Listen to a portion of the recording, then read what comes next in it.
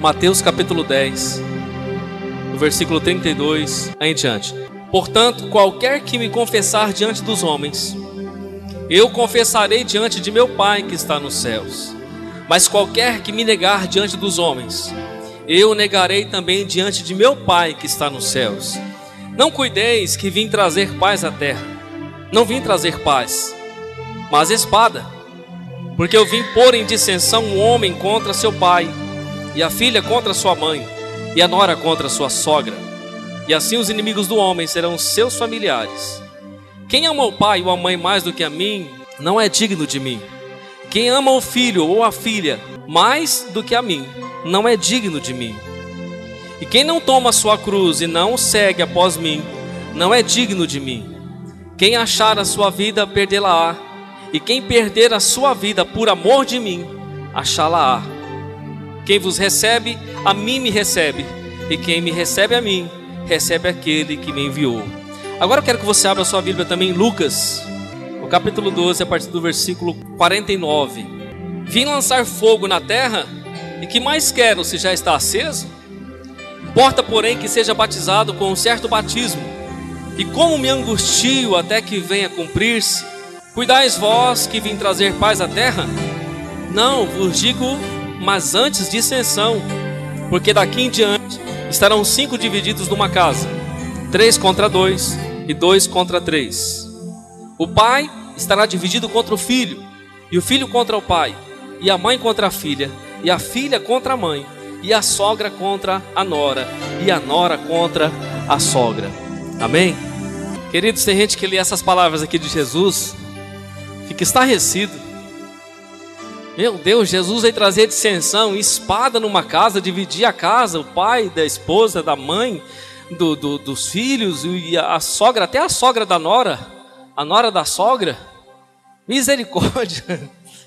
Que é que Jesus está falando? Que ele veio trazer fogo à terra, mas ele disse que já está aceso o fogo.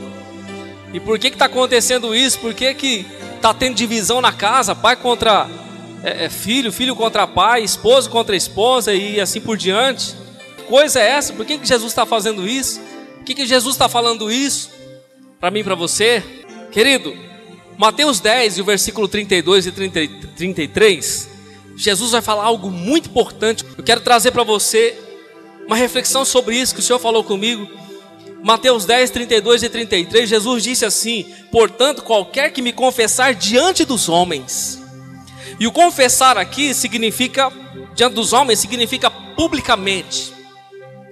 Qualquer que me confessar publicamente diante dos homens, eu confessarei diante de meu Pai que está nos céus. Mas qualquer que me negar diante dos homens, publicamente também, eu negarei também diante do meu Pai que está nos céus. Jesus está falando de uma vida na terra e de uma vida no céu. Jesus está falando de um posicionamento na terra e de um posicionamento no céu. Ele fala do meu posicionamento, do seu posicionamento diante dos homens e diante de Deus. Depois ele fala do posicionamento dele diante de mim, de você e diante de Deus. E isso fala da nossa vida cristã. Isso fala da nossa caminhada com Jesus. Isso fala dos nossos passos no Evangelho. Isso fala de viver a fé na presença de Deus, a palavra de Deus, o compromisso com Deus, a obra de Deus, o propósito de Deus. Qualquer, pois, que me confessar diante dos homens, e vamos falar de confessar diante dos homens. Ele não está falando de você levantar a sua mão e vir aqui à frente. Esse é o primeiro gesto da nossa vida quando nós encontramos com Jesus. Quando você confessou a Jesus, você não veio aqui na frente, não levantou sua mão? Você confessou diante dos homens. Só que a confissão vai muito além de você simplesmente levantar a sua mão diante dos homens, diante do céu, dos anjos de Deus e confessar o Senhor. A confissão, ela vai além. Em que sentido, pastor, que ela vai além? Ela vai na nossa vida. Todos os dias eu e você estamos confessando Jesus, estamos declarando que nós somos dele, estamos declarando e vivendo o Evangelho como discípulos do Senhor, caminhando na fé, vivendo a sã doutrina, vivendo a palavra, os princípios de Deus. Isso que vai mostrar a diferença que nós servimos a Deus para aqueles que não servem a Deus. E a Bíblia deixa bem claro nessa palavra de Malaquias também, que então vereis a diferença entre o que serve a Deus e o que não serve a Deus, entre o justo e o ímpio. Há uma diferença aqui, e Deus faz bem essa diferença.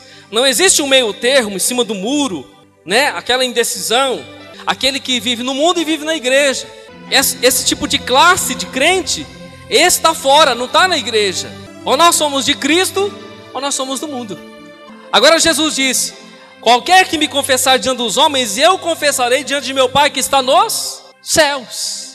Se eu e você confessamos Jesus todos os dias, somos dele, somos fiéis a ele, caminhamos com ele, andamos com ele, observamos a sua palavra, amamos o Senhor, falamos do Senhor, ganhamos almas, falamos de Jesus, estamos e temos e vivemos no reino de Deus.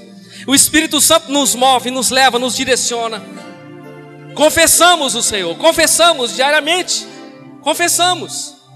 Então um dia que eu e você chegarmos diante do Pai Celestial, chegarmos diante do trono de Deus, Jesus confessará o nosso nome e dirá: Pai, este esteve comigo, este não me negou diante dos homens, este e essa caminhou comigo, este e essa falou do meu amor, pregou a minha palavra, este e essa viveu a fé, caminhou na minha presença. Jesus também nos confessará diante do Pai.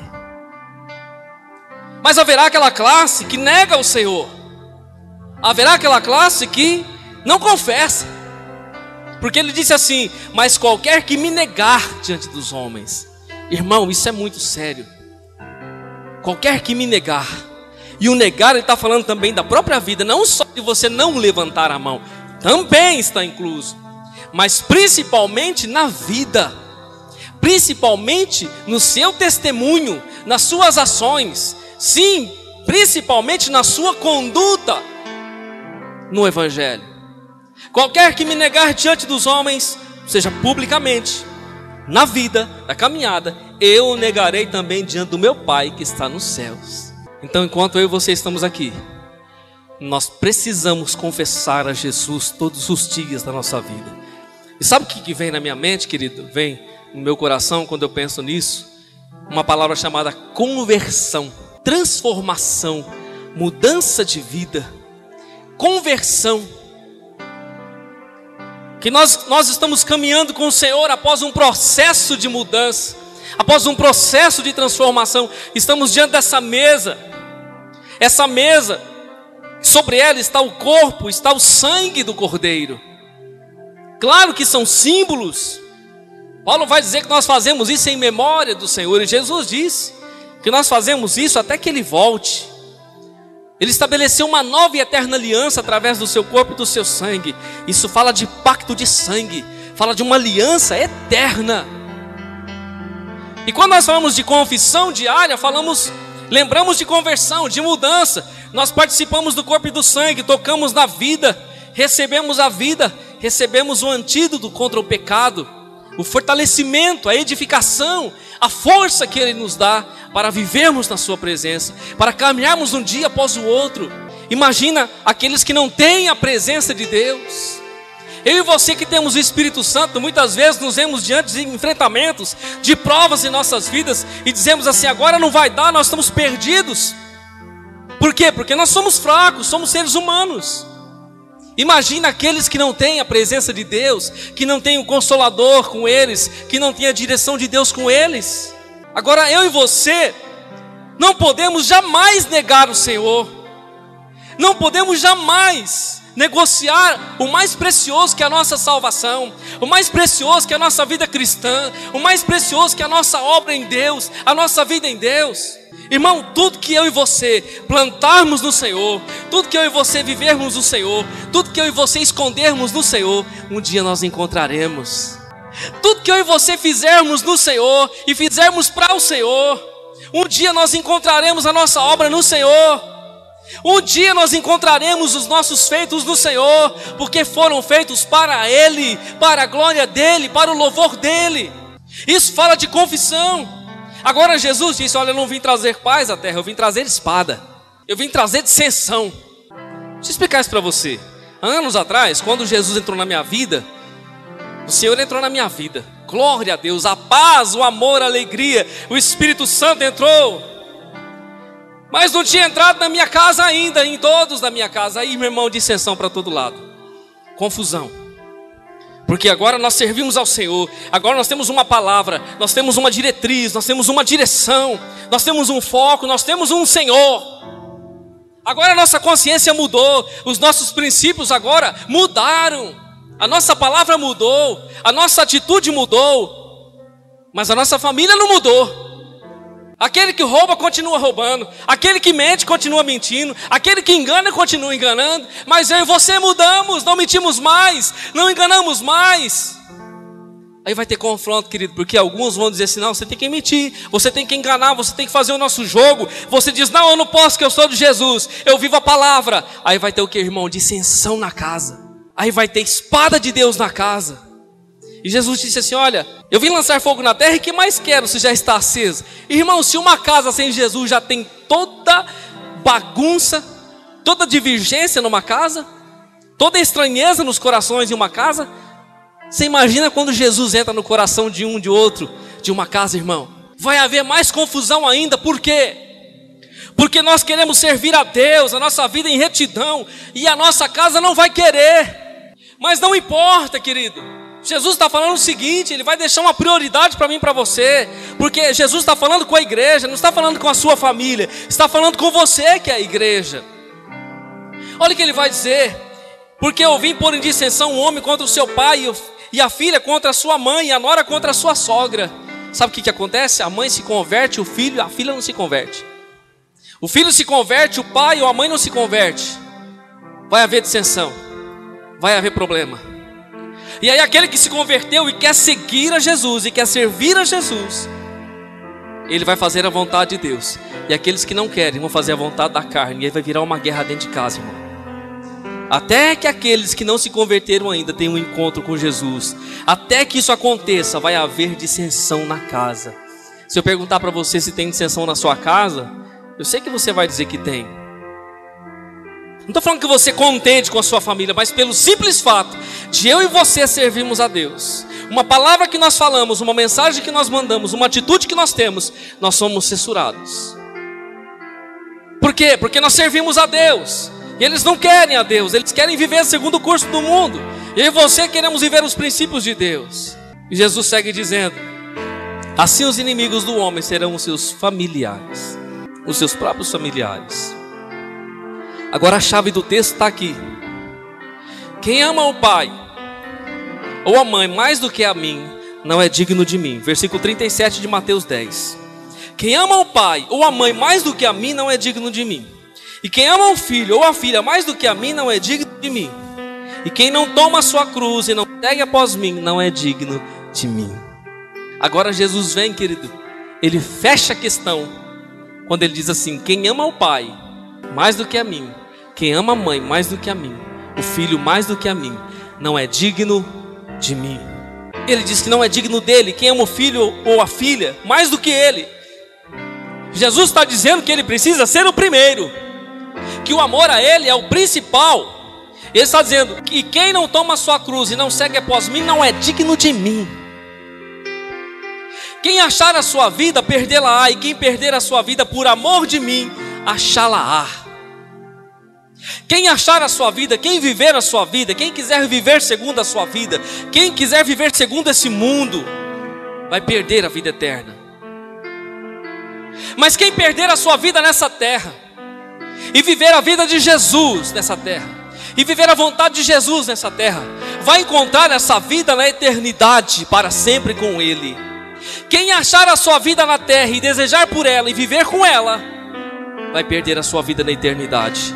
Mas quem viver a sua vida na terra por e com Jesus, achará a sua vida na eternidade ao lado de Jesus. Por isso que Jesus disse: a prioridade sou eu.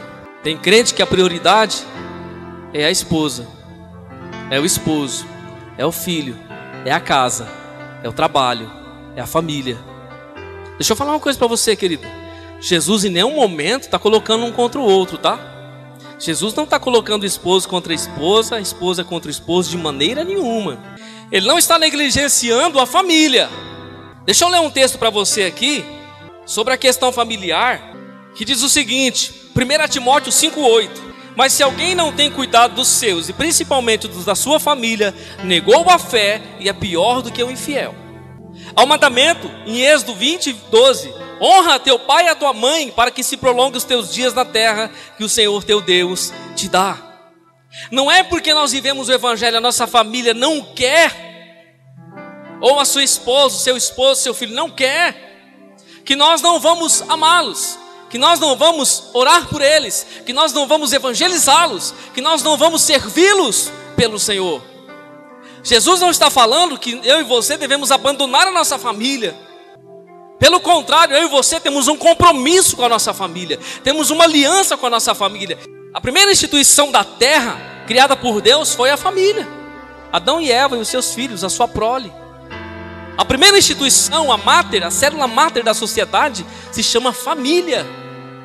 Que nós sabemos que nesse tempo, no nosso país, tem sido atacadíssima por homens ímpios, profanos, homens irreconciliáveis. A minha, a sua família que tem sido atacada nesse tempo presente. Essa é a constituição de Deus. Foi onde Deus estabeleceu o seu pacto sobre a terra. Agora, Jesus está falando de uma prioridade, que eu e você temos uma prioridade, temos um chamado, uma caminhada, uma vida diferente. E muitas vezes a nossa família não vai aceitar, e muitas vezes vai até nos confrontar, por termos optado em servir ao Senhor e seguir ao Senhor Jesus.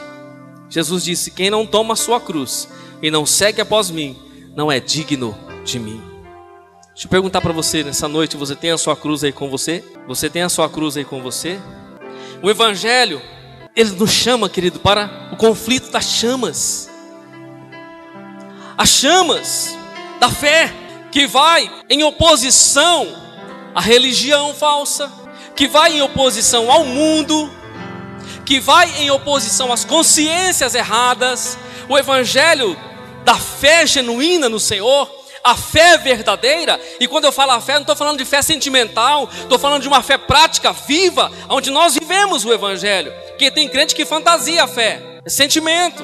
Tiago disse assim como um corpo está morto sem a alma, sem o espírito, assim a fé está morta sem as obras. Se a nossa fé não tiver obras, querido, ela é como um corpo morto, não serve para nada, não tem espírito. Agora, a nossa fé vai ser demonstrada de que maneira? Com as nossas atitudes, com os nossos atos, com as nossas obras. Assim ela vai ser demonstrada.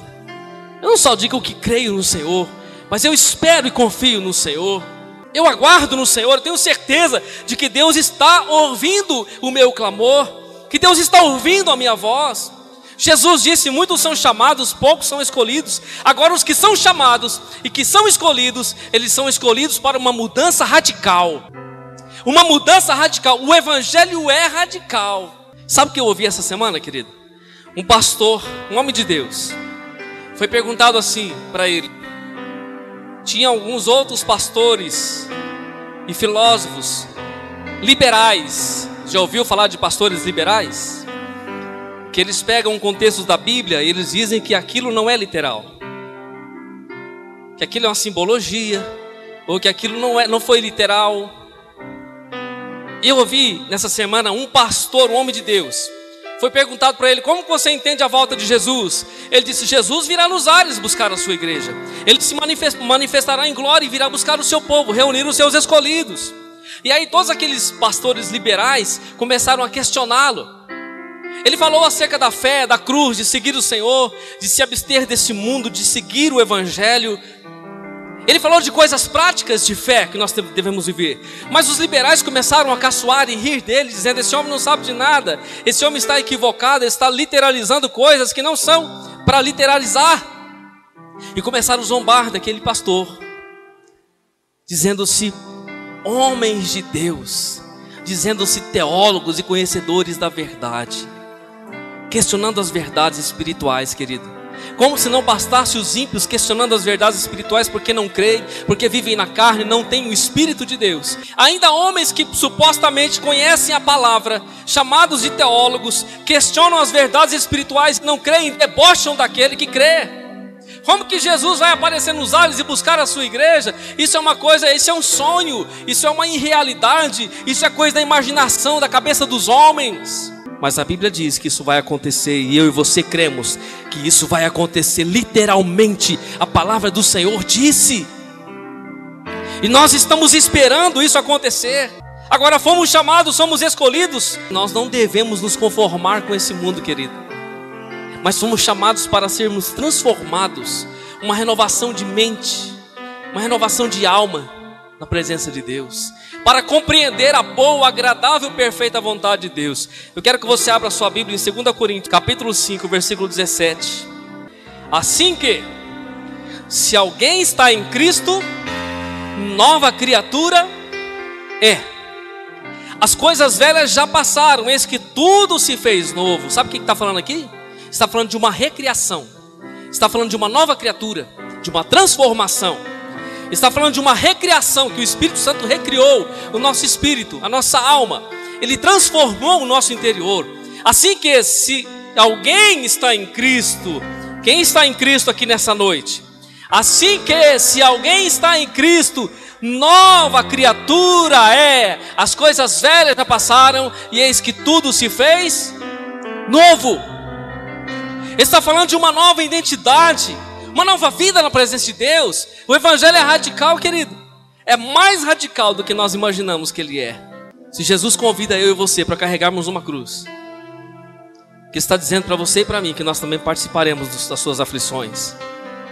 Mas a teologia liberal diz que não. Os liberalistas, eles querem confundir o coração daqueles que vivem a verdadeira essência do Evangelho. Quando Jesus diz, toma a sua cruz e venha após mim, se você quiser ser digno de mim, você precisa viver o Evangelho. E quando ele fala de cruz, ele está falando que nós também poderemos passar pelas aflições. No mundo tereis aflições, mas tende bom ânimo, eu venci o mundo. Estamos sujeitos a passar as aflições deste mundo. Estamos carregando a cruz porque nós temos um compromisso com Ele, um compromisso com a fé, um compromisso com o Evangelho, um compromisso com o reino de Deus. Porque se nós estamos em Cristo, nova criatura nós somos. Sabe, quando eu leio Mateus 10, 23, Mateus 10, 32 e 33, Jesus não dá espaço nem abre precedente para um discipulado secreto. Já ouviu falar do crente secreto, irmão? Quem já ouviu falar do crente 007? É o crente 007. O crente secreto, Mateus 10, 32 e 33, aquele que me confessar diante dos homens, esse não é o crente secreto, mas aquele que me negar diante dos homens, esse é o crente 007. E eu conheço uns par dele. No serviço ninguém sabe que ele é crente. Não, pastor, porque tu não pode misturar as coisas. No serviço eu sou fulano, na igreja eu sou crente. Na minha família de vez em quando eu sou crente também, mas no serviço não pode misturar, porque se fala que é crente, as pessoas aproveitam da boa vontade. Ah é, irmão? Aquele pois que me negar diante dos homens, crente secreto. Existem muitos por aí, querido, muitos.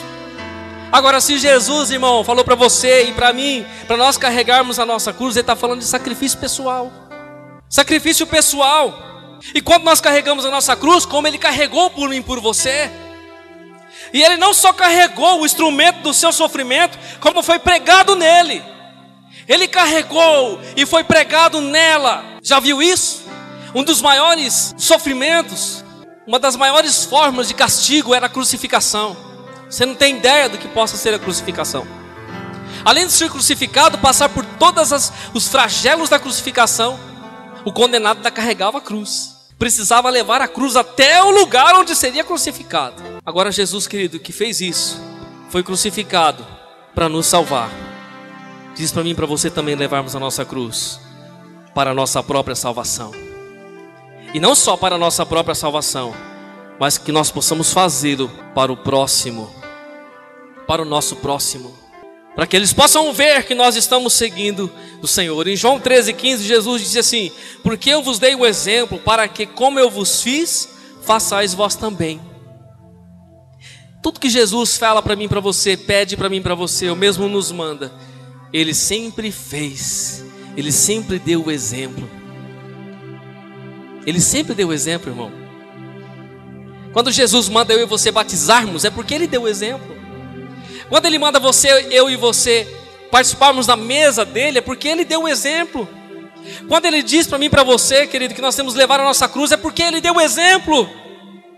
Ele não está só falando de palavras, ou não está mandando eu e você fazer alguma coisa por mandar, Ele fez. Ele diz assim: como eu vos fiz, assim façais vós também. Deixa eu falar para você um dos significados da cruz, querido. Quando você está carregando a cruz, você está tendo um compromisso com o reino de Deus. Quando você está com a sua cruz, você está declarando não só para o céu, mas para a terra, que você tem um compromisso com Jesus. E as pessoas vão ver que você tem compromisso com Ele. Elas vão ver.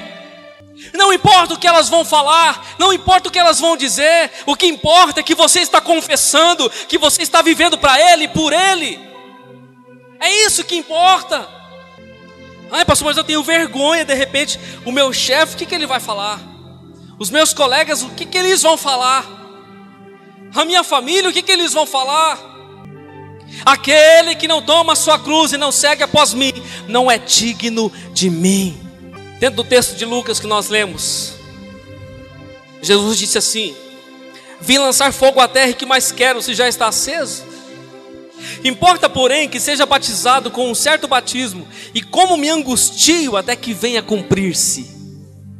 Olha o que Jesus disse, querido. Importa que eu seja, porém, batizado com um certo batismo. Jesus está falando da sua morte na cruz. Porque o batismo bíblico, o batismo traz um símbolo da morte. Quando eu e você batizamos no rio, fomos emergidos. É o símbolo de que nós morremos para este mundo e levantamos como uma nova criatura. Jesus está dizendo: importa, porém, que eu seja batizado com um certo batismo, e como me angustio até que venha cumprir-se. Sabia que Jesus vivia uma angústia intensa dentro dele? Por causa da cruz, por causa dos nossos pecados, que ele sabia que mais cedo ou mais tarde seria a hora dele ser crucificado. E ele sentiria algo que ele nunca sentiu. Ele sentiria, querido, a escravidão do pecado, a dor do pecado. Ele sentiria as mazelas do pecado, a maldade da humanidade. O que ele nunca havia sentido por ser santo, ele sentiria na cruz. E ele vivia numa angústia interior por causa disso. Ele mesmo vai dizer: importa, porém, que eu seja batizado com certo batismo, ou seja, que eu passe pela morte. E como eu me angustio até que venha cumprir-se, até que isso chegue de fato, até que eu seja crucificado e sinta as dores.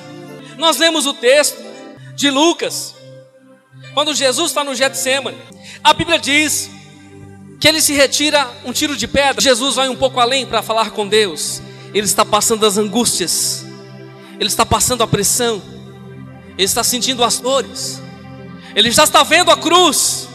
A pressão que ele sentia foi tão intensa, as dores que ele sentia foi tão intensa, a angústia foi tamanha, a agonia na sua alma foi tamanha, que ele começa a suar gotas de sangue. Alguns historiadores dizem que as gotas de sangue de Jesus foram tão intensas que elas pingavam no chão, e com o frio da noite, no Jardim das Oliveiras, elas se tornavam como coágulos no chão, elas se enrijeciam. Jesus estava passando por uma intensa pressão interna, por uma intensa angústia, uma intensa aflição interna, por causa da cruz, por causa dos pecados. Mas deixa eu falar para você, querido, em nenhum momento Jesus desistiu de levar a cruz por causa de mim e de você. Em nenhum momento Jesus negociou isso. Ele foi até o final para vencer por mim e por você, para nos ver na eternidade junto com Ele. Em nenhum momento Jesus negociou a sua cruz com ninguém. Ele tomou para si, para que eu e você pudéssemos encontrar a salvação na presença dEle. O que nós estamos fazendo com a nossa cruz diária? Jesus, quando estava no Getsêmani, ele se sentiu pressionado por todos os lados, uma agonia intensa. Sabe que essa palavra agonia, querido, fala de, no dicionário ela fala de medo, quem está agonizando para morrer. Aquele que está agonizando as ânsias da morte, está sentindo, presenciando já a morte chegar. Quando Jesus está ali, ainda de noite no Getsêmani, orando ao Pai, suando as gotas de sangue intensas, por causa da sua agonia, ele já estava sentindo o sofrimento que ele passaria, a angústia que ele passaria, a dor que ele passaria, as misérias que ele passaria, sendo crucificado por mim e por você. Agora nós refletimos, Jesus na sua plena humanidade, se permitiu ser crucificado. O texto de Filipenses 2,6 diz assim: que sendo em forma de Deus, não teve por usurpação ser igual a Deus, mas esvaziou-se a si mesmo, tomando forma de servo, fazendo-se semelhante aos homens, e achando-se na forma de homem, humilhou-se a si mesmo, sendo obediente até a morte, e a morte de cruz. Olha o que ele diz: que sendo em forma de Deus, ele é Deus, não teve por usurpação ser igual a Deus, mas esvaziou-se de si mesmo, tomou forma de servo, forma de homem, fazendo-se semelhante aos homens, e achado na forma de homem, humilhou-se a si mesmo, sendo obediente até a morte de cruz. Jesus foi obediente até a morte de cruz. Sabe, querido, e quando nós olhamos para isso, quando eu vejo isso na Escritura, Jesus mandando e chamando eu e você para levarmos a nossa cruz, porque nós somos chamados e escolhidos, o propósito é que nós sejamos crucificados também. Pastor, misericórdia, vira essa boca para lá, o que é isso? É, irmão, a nossa consciência, as nossas paixões, as nossas convicções erradas, os nossos sonhos errados, planos errados, propósitos errados, até que nós entendemos o propósito de Deus e a sua vontade, até que nós entendemos por onde Deus quer seguir e nós temos que seguir junto. Deixa eu dar para você um exemplo de um homem, o apóstolo Paulo, por exemplo. Olha o que Paulo disse também nos Filipenses 1, 26, 25, 21 a 26. Porque para mim o viver é Cristo. O que é o viver para você, querido? Eu gosto de fazer pergunta para você pensar, para você refletir na sua vida, assim como eu reflito na minha. Para mim o viver é Cristo. Porque para muitos o viver é... Para mim o viver é o mundo. Para mim o viver é as paixões. Mas Paulo estava dizendo, porque para mim o viver é Cristo, o morrer é ganho. O morrer é ganho. Mas se o viver na carne, no corpo, me der fruto da minha obra, do meu trabalho, não sei então o que devo escolher. De ambos os lados estou em aperto. Olha aqui Paulo falando que ele está em agonia também. Só não está a palavra agonia. De ambos os lados estou em aperto, tendo o desejo de partir e estar com Cristo. Tem alguém aqui com o desejo de partir e estar com Cristo? Tem alguém aqui com o desejo de partir e estar com Cristo, irmão? Eu tenho um desejo de estar com Jesus logo. Paulo estava dizendo, irmão, tendo o desejo de partir e estar com Cristo, porque isto é ainda muito melhor. É ainda muito melhor estar com Jesus. Mas ele vai dizer assim: mas julgo mais necessário, por amor de vós, ficar na carne. Eu julgo mais necessário, irmãos, ficar aqui ainda por enquanto, por amor de vocês. Mais necessário ficar aqui com a igreja. Tendo esta confiança, sei que ficarei e permanecerei com todos vós, para proveito vosso e gozo da fé, para que a vossa glória cresça por mim em Cristo Jesus, pela minha ida a vós. Irmão, Paulo vivia num dilema. Paulo queria estar com Jesus imediatamente. Por isso que quando Paulo é preso, 2 Timóteo capítulo 4, quando Paulo está nas ânsias da morte, sabendo que Nero decapitaria ele, já estava selado. Paulo pede, ele pega, escreve cartas para a igreja, está escrevendo carta para Timóteo. 2 Timóteo, no capítulo 4, ele escreveu as duas cartas para Timóteo, cartas pastorais, não serve só para os pastores, líderes da igreja, mas como para todo cristão. Paulo está escrevendo carta na cadeia, sabendo da sua morte, poucos dias. Está escrevendo as cartas para Timóteo, no finalzinho do capítulo 4 ele fala: Timóteo, já estou sendo oferecido por aspersão. Eu acabei a carreira, guardei a fé. Desde agora a coroa da justiça está reservada para mim. Está escrevendo para Timóteo dizendo: tenha coragem, fique firme na fé, continue servindo ao Senhor, continue usando o seu dom na presença de Deus, não desfaleça, continue, deixa Deus te usar. Passado poucos dias que Paulo escreve as cartas, ele é levado e é decapitado em Roma por Nero. Paulo dizia: eu prefiro estar com Cristo, mas eu julgo necessário estar com vocês. Eu sei que vocês precisam de crescimento, eu sei que vocês precisam de ajuda, de amparo, de orientação espiritual. Mas se fosse para me escolher, se Deus me desse a oportunidade, irmão, eu já estaria com Ele tão logo. Era o desejo dele, ele estava expondo isso. Mas se você perguntar para os crentes de hoje, irmão, Porque isso revela o coração de quem carrega a sua cruz e ama Jesus. É claro que eu e você não queremos ir agora, temos muita coisa para fazer. E cada um vai falar uma coisa: pastor, eu tenho muita obra para fazer ainda, não tem nada de que ir agora. Mas havia no coração desse homem o desejo de estar com o Senhor. 2 Coríntios capítulo 5 e o versículo 14. Porque o amor de Cristo nos constrange, julgando nós assim, que se um morreu por todos, logo todos morreram. Porque o amor de Cristo nos constrange, julgando nós assim, que se um morreu por todos, logo todos morreram. E eu quero me atentar aqui para essa palavra constrange. Do grego é suneixo, significa segurar junto, segurar forte, segurar com firmeza, comprimir. O que Paulo está dizendo? O amor de Cristo não nos deixa escolha. O amor de Cristo não nos deixa opção. Ele nos prende a Ele, Ele nos une a Ele. Não tem como nós escaparmos da sua presença. Não tem como nós fugirmos da sua glória. Não tem como nós deixarmos o Senhor, porque o seu amor nos enlaça. As suas cordas de amor estão sobre as nossas vidas. Nós somos chamados e escolhidos pelo Senhor para viver uma obra impactante sobre essa terra. Aleluias! Saiba que você é um chamado, saiba que você é um escolhido. Não deixe a sua cruz, sirva ao Senhor. Deus tem uma obra poderosa na sua vida e pela sua vida. Aleluias! O amor de Cristo nos constrange, não nos deixa escolha, não temos para onde ir. Jonas desobedeceu a Deus, foi parar na boca do peixe e foi parar no estômago do peixe. O amor de Cristo nos constrange.